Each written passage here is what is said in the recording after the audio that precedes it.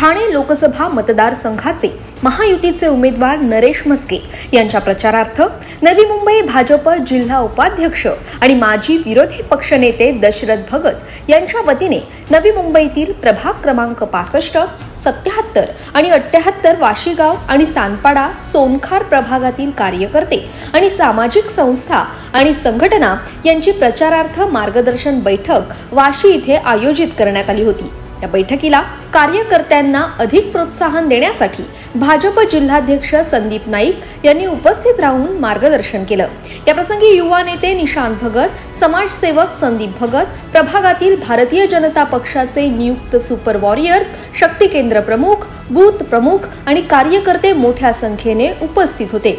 या प्रसंगी संदीप नाईक यांनी असं आवाहन केलं की देशाचे पंतप्रधान नरेंद्र मोदी यांच्या नेतृत्वात केंद्र सरकार गेल्या 10 वर्षात विकास, विश्वास आणि विचार ही त्रिसूत्री घेऊन समर्पित वृत्तीनं काम करतेय। विकासाच्या मार्गावर देशाला महासत्ता बनवण्यासाठी पंतप्रधान नरेंद्र मोदी यांना तिसऱ्यांदा पंतप्रधान बनवण्यासाठी महायुतीचे उमेदवार नरेश म्हस्के यांना साथ द्या आणि मोठ्या मताधिक्याने निवडून आणण्यासाठी सज्ज व्हा। या प्रसंगी भगत लोकप्रतिनिधींनी असा एल्गार केला की वाशीगाव आणि सानपाडा सोनखार विभागातील मतदान मोठ्या संख्येने महायुतीचे उमेदवार नरेश म्हस्के यांना होणारच आहे। सदर बैठकीनंतर संदीप नाईक यांनी प्रसार माध्यमांशी संवाद साधला। संपूर्ण देशामधलं वातावरण, महाराष्ट्रातलं वातावरण आणि ठाणे लोकसभा मोदीजींना तिसऱ्यांदा पंतप्रधान करण्याकरता आणि ते देखील आपल्या राष्ट्राकरता, आपल्या देशाकरता, आपल्या भविष्य सुरक्षित ठेवण्याकरता, आपलं देश सुरक्षित ठेवण्याकरता आज संपूर्ण देशामधलंच एक उत्साहाचं वातावरण आपण ठाणे लोकसभेमध्ये त्याचबरोबर नवी मुंबई जिल्ह्यामध्ये बघू शकतो। महायुतीचे उमेदवार नरेश म्हस्के जरी 1 मेला त्यांची उमेदवारी जाहीर झाली असली तरी भारतीय जनता पार्टीच्या माध्यमातून संपूर्ण लोकसभेमध्ये मोदीजींना या 10 वर्षात केलेली काम आणि त्या माध्यमातून योजना, धोरणं आणि त्याचबरोबर विविध गोष्टींची उपक्रम ही लोकांपर्यंत पोहोचवण्याचं काम या सर्व भारतीय जनता पार्टीच्या कार्यकर्त्यांनी आजपर्यंत केलेलं आहे।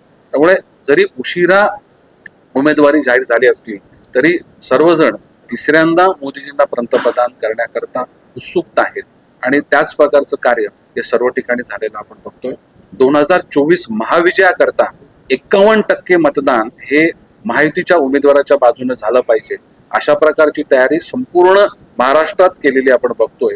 सुपर वॉरियर आणि संपूर्ण भारतीय जनता पार्टीची कार्यकारिणी पदाधिकारी याकरता प्रयत्न करतात, परंतु मला विश्वास आहे की या वाशीगाव आणि पामबीच परिसरामध्ये दशरथ भगत आणि त्यांचे सर्व सहकारी आणि कार्यकर्ते काम करतायत। या ठिकाणी 70% पेक्षा जास्त झालेल्या मतदानापैकी मतदान हे महायुतीच्या उमेदवाराला म्हणजेच श्री नरेश म्हस्केजींना होईल असा माझा ठाम विश्वास आहे।